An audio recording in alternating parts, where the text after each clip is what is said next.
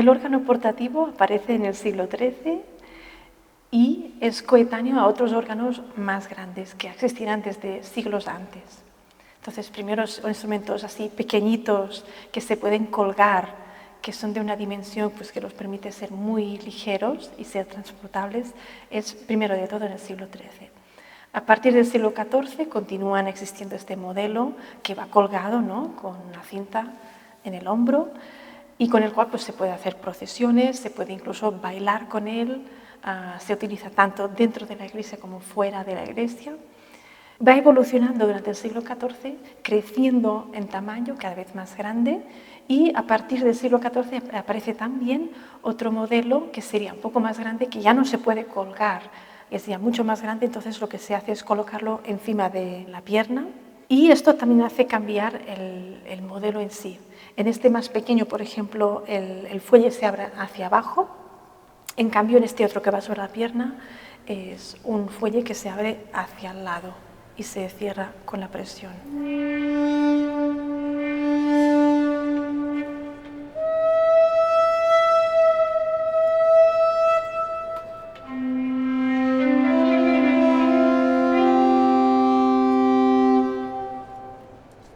El órgano portativo es lo mismo que un órgano grande, pero en versión mucho más reducida. Contiene los mismos elementos, aún así, los tubos, las teclas, un fuelle y un mecanismo que permite accionarlo todo. Una de las mayores diferencias con lo que sería un órgano moderno de hoy en día es que no funciona con motor. Muchos de los órganos grandes tampoco, naturalmente, originalmente no funcionaban con motor, pero esto tiene una gran diferencia en cuanto al sonido. Es decir, al utilizar el fuelle de una manera manual y que está muy estrechamente ligada a el sonido de cada uno de los tubos, pues se pueden hacer variaciones con el fuelle que permiten hacer diferencias de expresividad, de afinación, de fraseo. Y esto lo hace un instrumento pues muy atractivo, porque mientras una mano toca el teclado, la otra mano hace toda la parte musical. Es decir, que para mí, más que un instrumento de teclado, es un instrumento de viento.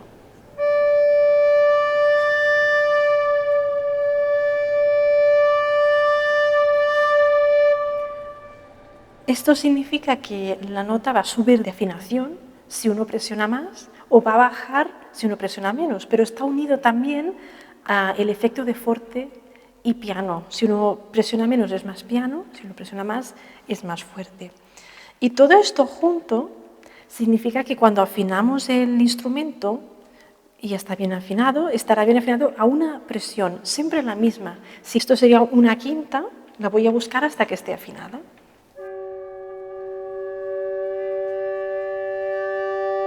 He empezado por abajo, he llegado a la quinta, la he pasado de largo y luego he vuelto y me queda una quinta, pero ya justa.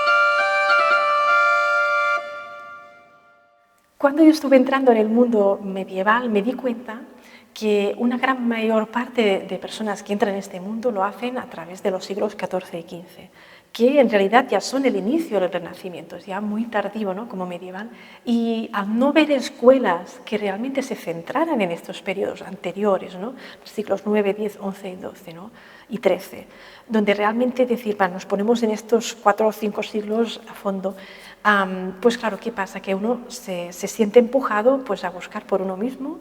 Y yo tenía muchas preguntas.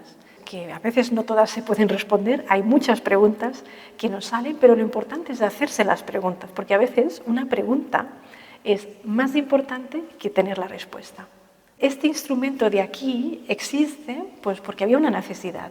Yo estaba pues, metida ya en la música medieval y me interesaba en especial la música del siglo XIII. Y me di cuenta pues, que nadie tenía un modelo que representase este periodo, que ningún constructor estaba ofreciendo este tipo de modelo. Y a partir de aquí fue cuando empecé todo. Empezó pues, una investigación, analizar todo lo que podía, no solamente de iconografía, sino de textos escritos y todo lo que tenía que ver con el contexto del organeto en el siglo XIII, para reconstruir tanto el objeto como su uso, como su función.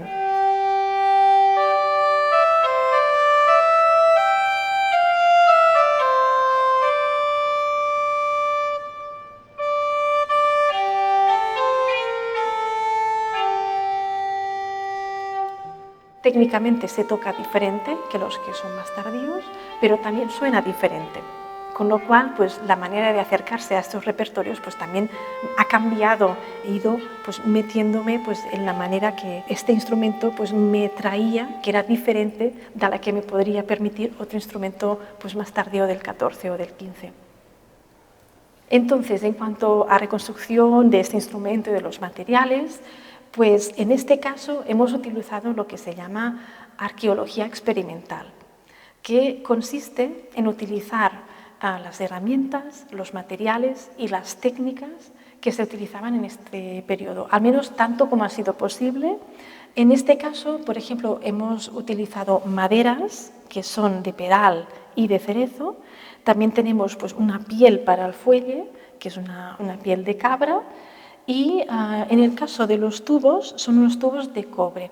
El cobre es un material que está documentado en un gran número de tratados desde el siglo IX, X, XI y XII. Esto es una tendencia que cambiará a lo largo del siglo XIII para favorecer más otros materiales como por ejemplo el plomo o el estaño. En este caso, como queríamos utilizar pues los materiales y las técnicas lo más cercano posible, dentro de lo que era posible, pues no hemos utilizado ni plástico, ni acero, ni tornillos. Está todo hecho pues, de maderas que están encajadas, que se aguantan así. Incluso la cola no es una cola industrial, es una cola hecha con una receta medieval. Solo para poner un ejemplo, este órgano tiene un sonido un poco especial, diferente de otros órganos portativos, y no a todo el mundo le convence. Pero no es que yo lo haya hecho con un prejuicio de que tiene que sonar así, y si no es así no me gusta. Yo he intentado, a partir de las fuentes, pues hacer un experimento y ha salido este. Entonces, a partir de lo que sale, pues intentar hacer al revés. ¿Qué es lo que podemos hacer con esto? ¿Qué nos permite hacer? ¿Y qué nos ofrece esto? No pensar, quiero esto, con lo cual construyo esto, ¿no?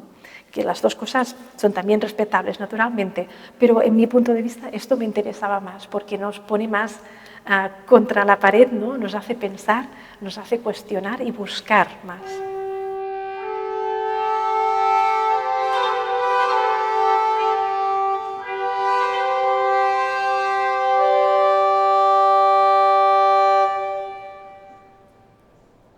Yo me siento muy unida al sonido del instrumento gracias a toda esta flexibilidad del sonido, toda la modulación que se puede crear con el fuelle. Y es algo que da la vida a la música, porque tocar, por ejemplo, pues, con una presión constante, pues deja la música muy plana, ¿no? Y este hecho de entrar dentro de esta flexibilidad, te quedas dentro y entonces pues acabas como descubriendo cada nota. Es una sensación muy curiosa, porque yo mismo que vengo del piano y que he tocado Rachmaninoff y otras cosas del estilo, no lo hubiera dicho nunca, que te podías quedar en una nota y disfrutarla tanto. Estás comunicando, eso creas un puente con la persona que te escucha. Y este puente que es tan directo, ¿no? que solo el sonido, pues yo me he encontrado muy a gusto con el organito haciendo esto. Podría decir que casi que más que con el piano, como pianista, pero realmente es un mundo que me sería muy, muy difícil de dejar.